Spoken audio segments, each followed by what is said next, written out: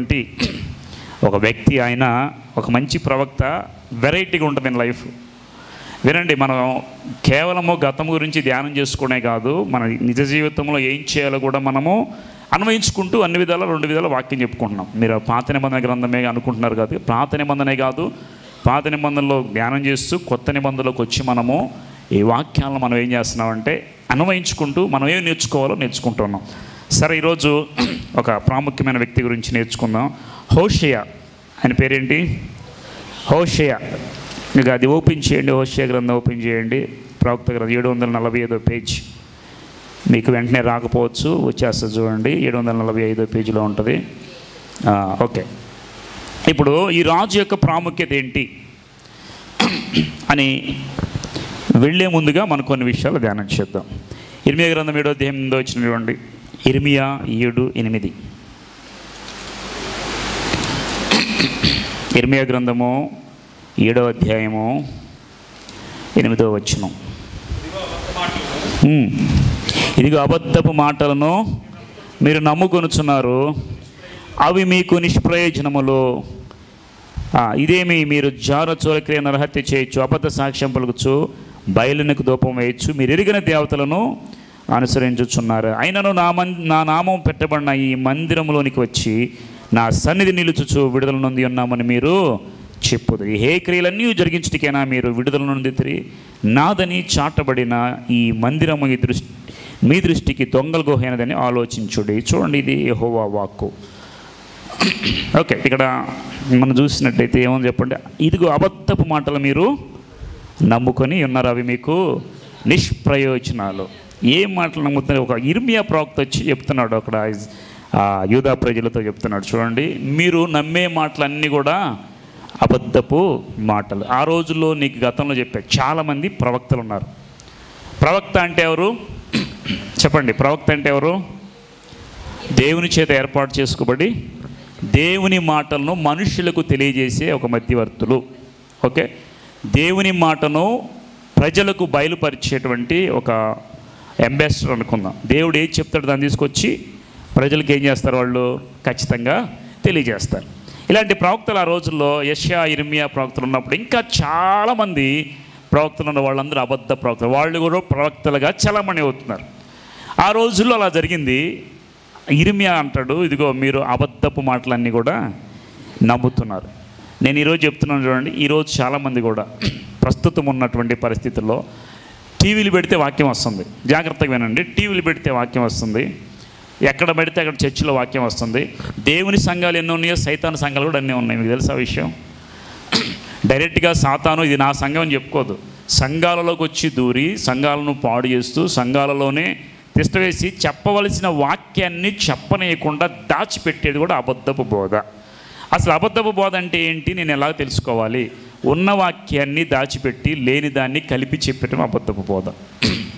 ఎలాంటిదంటే ఇవన్నీ ఏంటంటే అబద్ధపు మాటలు.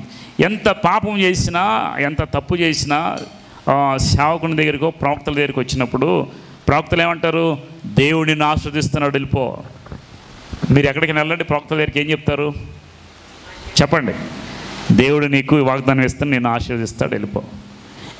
ఈ రీతిలో ఈ రోజుల్లో ప్రవక్తలు చాలామంది ఉన్నారు. వీళ్ళు చెప్పేది కూడా దేవుని మాటలే. దేవుడిని ఆశీర్వదిస్తాడు, వెళ్ళు.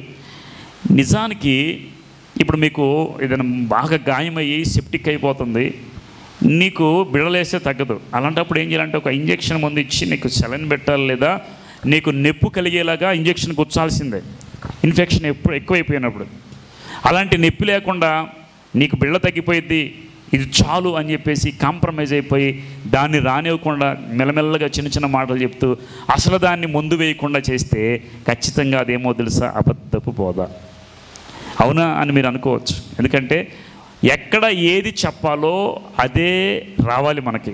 ఏ సమయంలో ఏ వాక్యం రావాలో చాలామంది సేవకులు కూడా ఏమి తెలియని వాళ్ళ దగ్గరికి వెళ్ళి ఊగిపోయి చెప్పేస్తూ ఉంటారు. 1వ తరగతి చదివేవాడికి 10th క్లాస్ ఇంటర్మీడియట్ సిలబస్ చెప్తే అర్థమవుతుందా? సో ఇప్పుడు 10th ఇంటర్మీడియట్ బాగా ఐఐటి కోచింగ్ తీసుకున్నట్టుకు వెళ్ళి 1st 2nd క్లాస్ చెప్తే అర్థమవుతుందా?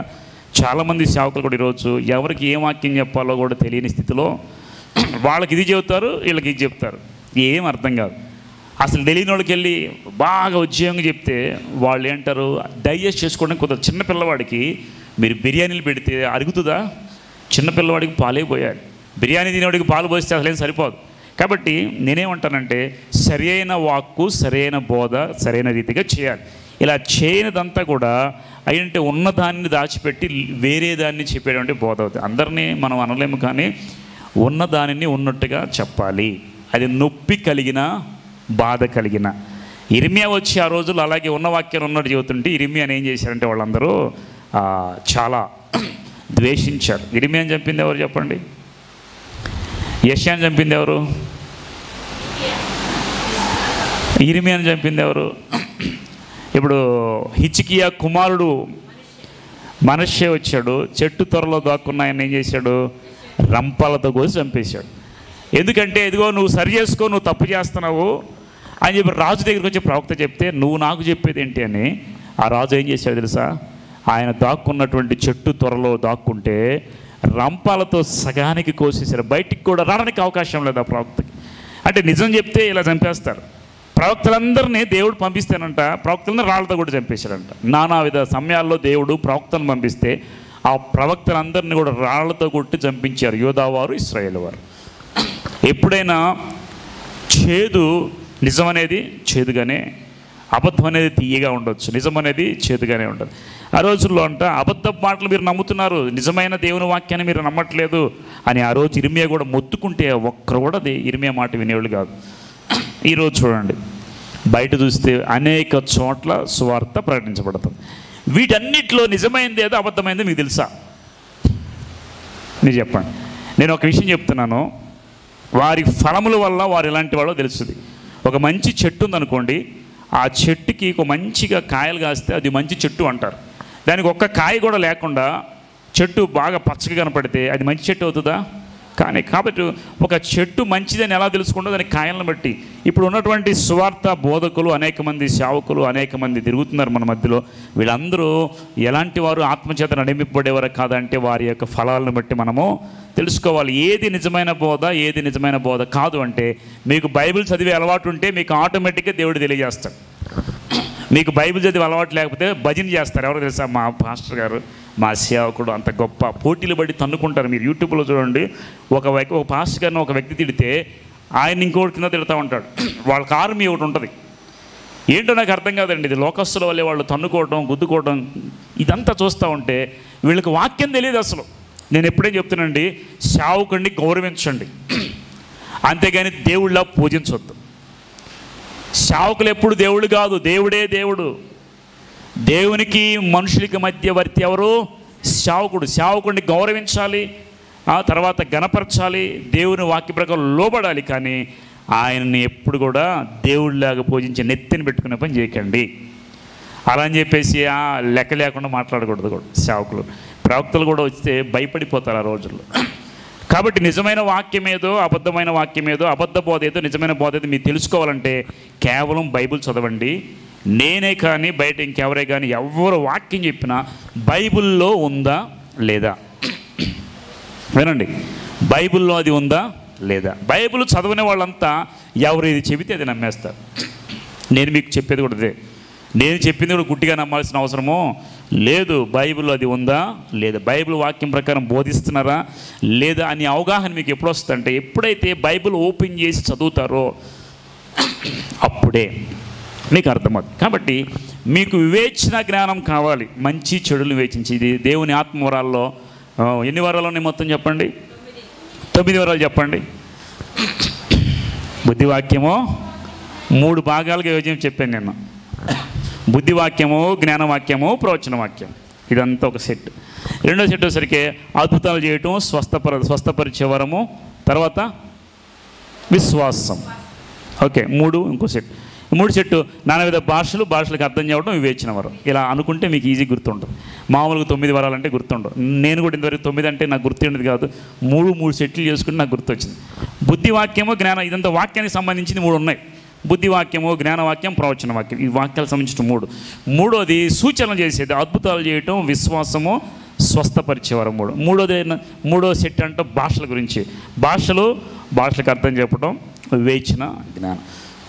వివేచన జ్ఞానం అనేది నీకు ఉంటే ఏది నిజమైన బోధో ఏది నిజమైన బోధ కాదో మనకు ఖచ్చితంగా అర్థమైంది. కాబట్టి ఈరోజు చాలామంది నొప్పించే మాటలు, నొప్పి కలిగే మాటలు వినడానికి ఇష్టపడట్లేదు. ఎవరైనా నేను గద్దిస్తే నన్ను గద్దించాలని నాలుగు వెళ్ళిపోతున్నారు. ఎవరైనా నన్ను గద్దించి మాట్లాడితే వీళ్ళు నన్ను ఇష్టం వచ్చినట్టు మాట్లాడతాను, నేను ఆ సంఘానికి వెళ్ళండి. నేనేమంటానంటే మనుషులు ఎలా తయారయ్యారంటే వాళ్ళని ఏమనకూడదు ఏం చెప్పినా కానీ అసలు నొచ్చుకుంటారు. ఇప్పుడు సేవకుడు వాళ్ళని ఏమనంటే వెళ్ళిపోతారు అని చెప్పేసి చెప్పాల్సింది చెప్పకుండా దాచేస్తున్నారు. ఇలా చేస్తే మీరు హాస్పిటల్కి వెళ్ళినప్పుడు మీకు వేయవలసిన మందు వేయకపోతే లోపల ఇన్ఫెక్షన్ వచ్చి కుళ్ళిపోతుంది కాలుగా చెయ్యగా. ఇలాంటి పరిస్థితుల్లో మందు వేయాలంటారా లేకపోతే లైట్గా పూయాలంటారా?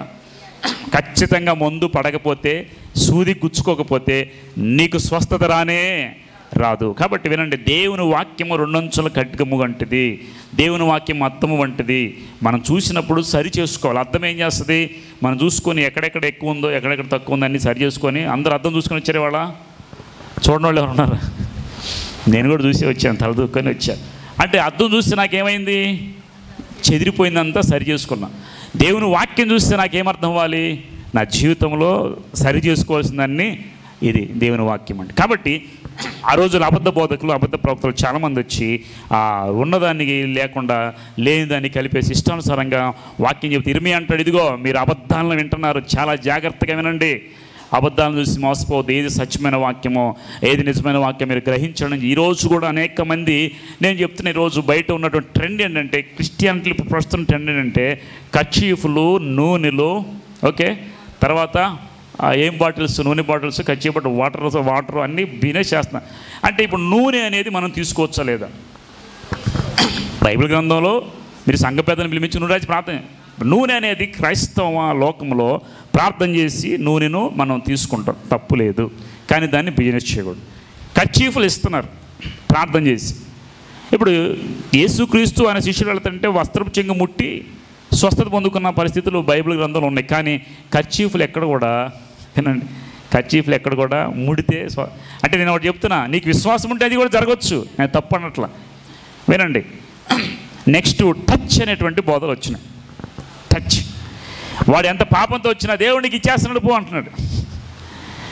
ఆ పేరు పెట్టి పిలిచి, ఇదిగో నిజమైన ప్రవక్తలు ఎప్పుడు కూడా పేరు పెట్టి పిలిచి పబ్లిక్గా కాకపోయినా పర్సనల్గా, దేవుడు నీతో మాట్లాడుతున్నాడు, సరి చేసుకో, నువ్వు సరి చేసుకుంటే బ్రతుకుతావు, లేదంటే నీ జీవితం నష్టపోతావు అని చెప్పిన వాడు నిజమైన బోధకుడు, నిజమైన ప్రవక్త. ఏ ప్రవక్తకైనా మీరు వెళ్ళండి. ఇప్పుడు ప్రవక్తల దగ్గరికి వెళ్ళేవాళ్ళు మన మధ్యలో ఉన్నారు చాలామంది. దొంగతనంగా వెళ్ళేవాళ్ళు కానీ, దొరతనంగా వెళ్ళేవాళ్ళు కానీ, ప్రవక్తల దగ్గరికి వెళ్ళి కూర్చొని నా జీవితం గురించి దేవుడు ఏం చెబుతున్నాడు చెప్పండి అని అంటారు. నేను ఇటువంటి సపోర్ట్ చేయను. ఎందుకనంటే ప్రవక్తలు ఉన్నారు, ప్రవచనాలు ఉన్నాయి, అన్నీ ఉన్నాయి, కానీ నిజమైనది అన్నీ కాదు.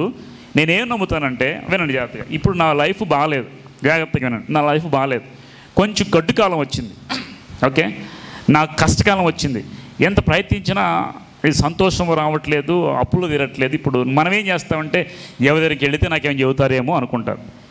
నువ్వు బైబిల్ చదవనప్పుడు, ప్రార్థన చేయనప్పుడు వాళ్ళు చెప్పే దేవుడు నీతో డైరెక్ట్గా మాట్లాడతాడు. ఇప్పుడు ఎగ్జాంపుల్ చెప్తా, ఆయన పేరు యోసేపు ఉన్నాడు. యోసేపు దేవుని కుమారుడే కదా, దేవుడు పిలుచుకున్నాడు కదా, దర్శనాలు ఇచ్చాడు కదా. కానీ ఆయన అన్నలు ఏం చేశారు? తీసుకెళ్ళి గుంటలో పడేశారు. ఇప్పుడు ఆయన కష్టం వచ్చింది. ఈ కష్టము దేవుని చిత్తం వల్ల వచ్చింది, దేవుని చిత్తం లేకుండా వచ్చింది? చెప్పండి మీరు. దేవుని చిత్తంలో ఆయన కష్టపడాలని ఉంది అక్కడ. ఎందుకంటే గుంటలో పడ్డప్పుడు వాళ్ళు లేపి తీసుకెళ్ళి చచ్చిపోవలసిన వాడిని మరలా బ్రతికించి అన్నలో ఒకరికి అవకాశం ఇచ్చి ఆయన మిద్యానులకు అమ్మేస్తారు. ఈ అమ్మటం అనేది బ్యాడ్ టైం అంటారా, దేవుని చిత్తం అంటారా? అమ్మా చెప్పండి.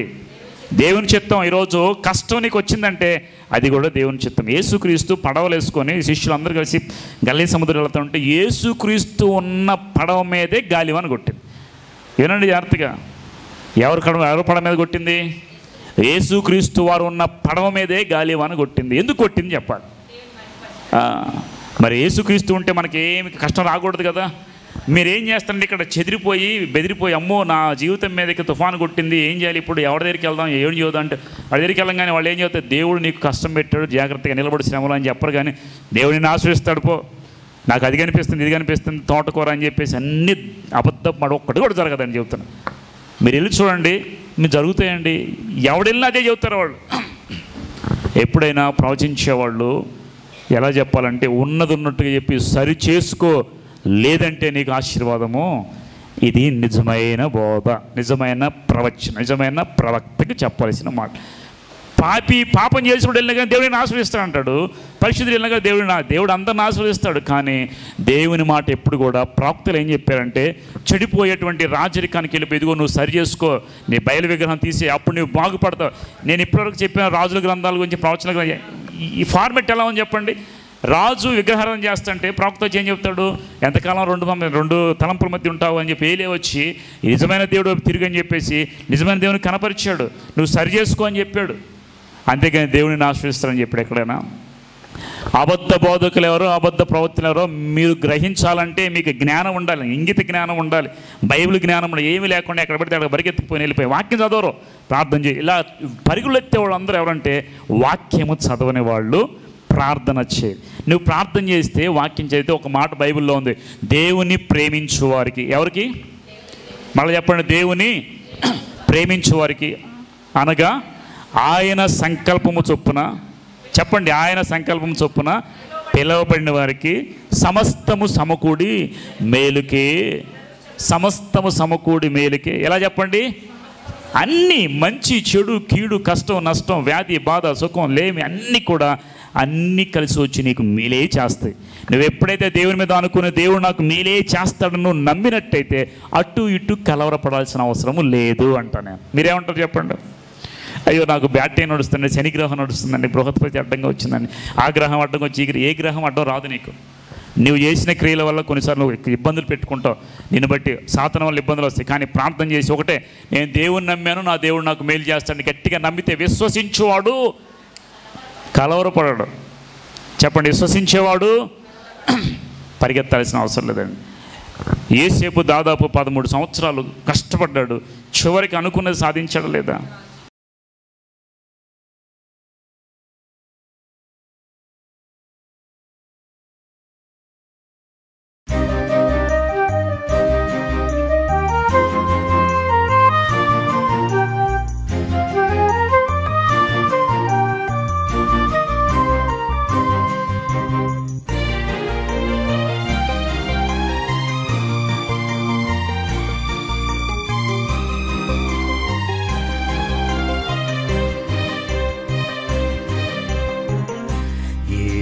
నిన్ను స్తుతింతునేసయ్యా, ఏమిచ్చి నీ రుణము నే తీర్చగలనయ్యా. ఏ రీతి నిన్ను స్తుతింతునేసయ్యా, ఏమిచ్చి నీ రుణము నే తీర్చగలనయ్యా. నీవు చేసిన ప్రతి మేలుకై, నీవు చేసిన ప్రతి మేలుకై, నీవు చూపిన నీ ప్రేమకై, నీవు చూపిన నీ ప్రేమకై, ఏ రీతి నిన్ను స్తుతింతునేసయ్యా, ఏమిచ్చి నీ రుణము నే తీర్చగలనయ్యా.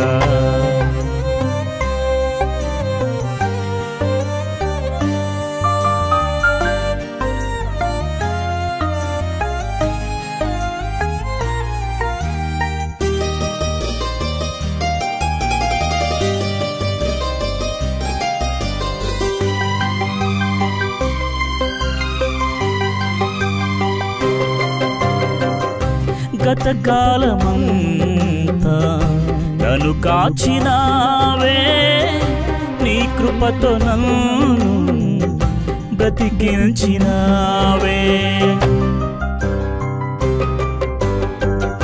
గతకాలమంతా నన్ను కాచినావే, నీ కృపతో నన్ను బ్రతికించినావే. నీ రెక్కల నీడలో నన్ను దాచి ఉంచావు, నీ రెక్కల నీడలో నన్ను దాచి ఉంచావు.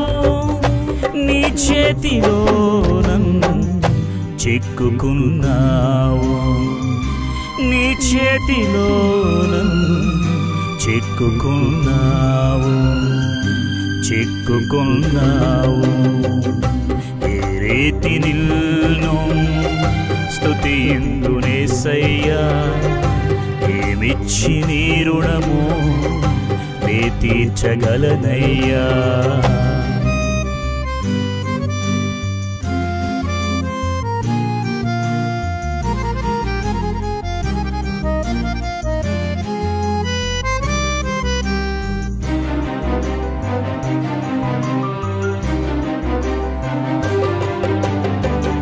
శృతి లేని నన్ను సరిచేసినావే, నా రోత బ్రతుకంతా నీవు మార్చినావే. శృతి లేని నన్ను సరిచేసినావే, నా రోత బ్రతుకంతా నీవు మార్చినావే.